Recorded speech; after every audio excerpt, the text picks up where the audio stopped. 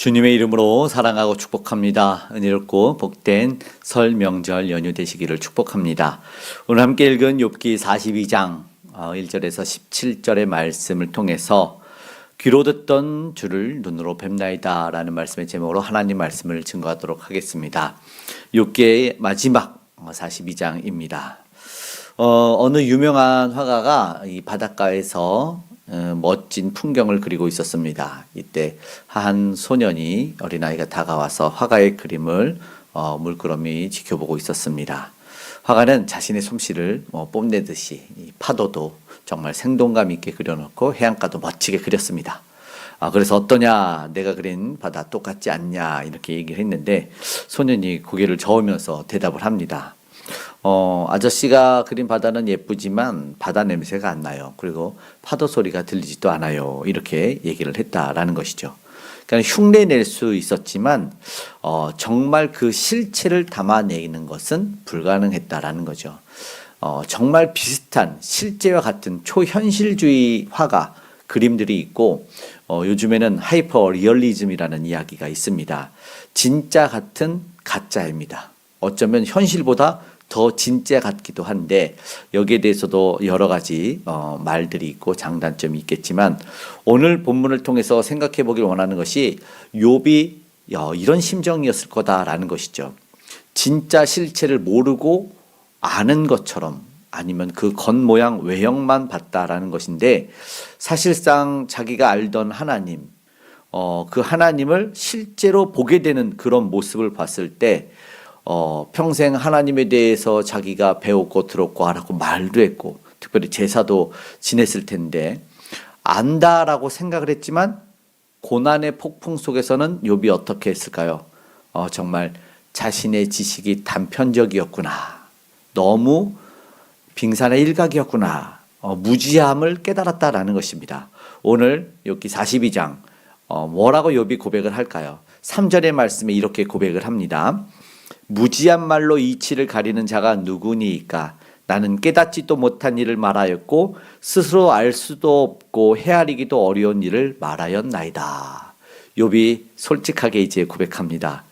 지식에서 실체를 만났다라는 것은 정말 이 경험한 것은 놀라움이죠. 완전히 다르죠. 그러면서 그 가운데 자기를 성찰하고 있습니다. 하나님께 사실상 항변하고 싶었고 내 고난의 이유를 앞서 논리적으로 따지고 싶었던 욥이었지 않습니까? 그런데 정작 하나님의 임재 앞에서 눈앞에 나타나신 하나님 앞에 아무런 질문도 할 수 없었다라는 것입니다. 5절에 이렇게 말씀합니다. 5절 욥의 고백이에요. 내가 주께 대하여 귀로 듣기만 하여 싸우나 이제는 눈으로 주를 배움나이다. 이론적으로 알던 그 하나님이 나의 삶에 실제로 다가오신 것입니다. 은혜지요.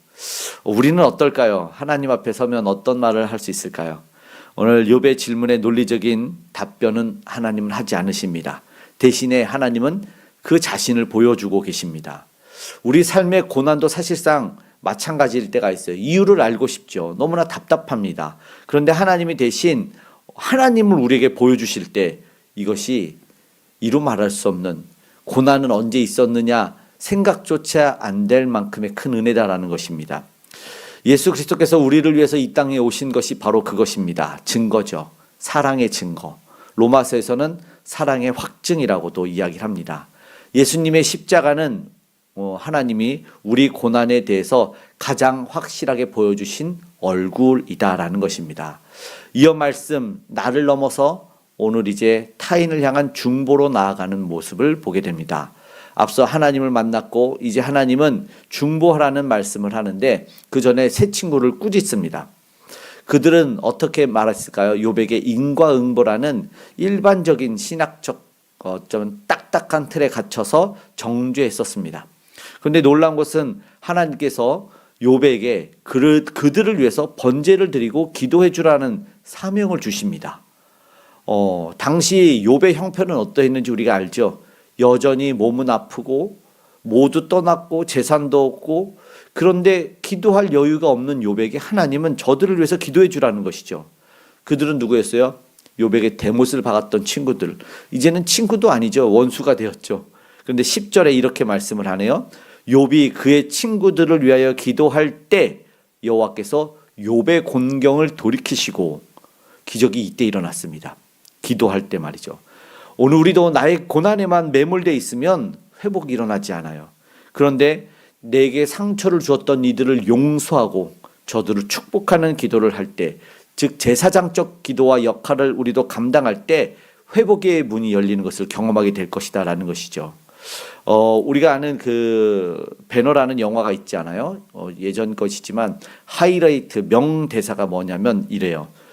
주인공 배너가 고백해요. 그때 난 그분의 마지막 말씀을 들었다오.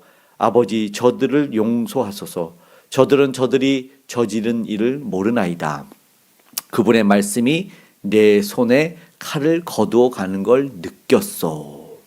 그리고 또 반복해서 이야기를 하죠. 그의 목소리에 내 손에서 칼을 뺏어감을 느꼈어. 베너가 이런 고백을 하죠. 명대사가 바로 그겁니다. 십자가 위에서 예수님이 하신 말씀이죠. 저들의 죄를 사하여 주옵소서. 그렇게 기도하신 주님이 우리의 마음에도 있다면, 그 주님이 우리 곁에 있다면 우리도 그 갇힌 환경도 풀릴 것이고 회복도 일어날 줄 믿습니다. 그 마음이 우리에게 있기를 그저 간절히 기도하는 이 은혜로운 명절 아침입니다. 갑절의 복과 진정한 회복, 11절부터 17절까지 마지막까지 하나님이 욥을 회복시키는 모습을 보여줍니다. 이전보다 갑절의 소유를 주시고 새로운 자녀들도 주시고 장수의 복까지 허락하셨습니다. 세상 사람들은 알지만 고난당할 때 수군거리고 외면했습니다. 그런데 회복이 되자 찾아와서 다시 위로합니다. 너무나 재미있는 세상입니다. 이렇게 세상의 민심은 아침 저녁으로 바뀝니다. 하나님의 사랑과 주권은 그러나 변함이 없다는 것을 오늘 한번 우리는 더 깨달아 알기를 원합니다. 우리가 주목할 것은 갑절의 복보다 사실상은 이제 욥이 하나님의 주권을 온전히 신뢰하는 사람이 됐다는 것입니다. 오늘 욥기 마지막을 나누면서 알기 원하는 것은 고난의 원인을 구체적으로 설명하지 않는다는 겁니다. 다만 고난 중에도 하나님은 여전히 다스리시고 계시구나라는 것을 보여주십니다. 말씀을 마치고 이제 함께 기도하는 시간이 되었으면 좋겠습니다. 혹 우리 가운데 이해할 수 없는 고난으로 인해서 왜 나일까요? 도대체 무슨 이유일까요? 라고 묻고 있다면 오늘 말씀을 기억하고 욥기를 한 번 더 묵상하는 시간을 가졌으면 좋겠습니다.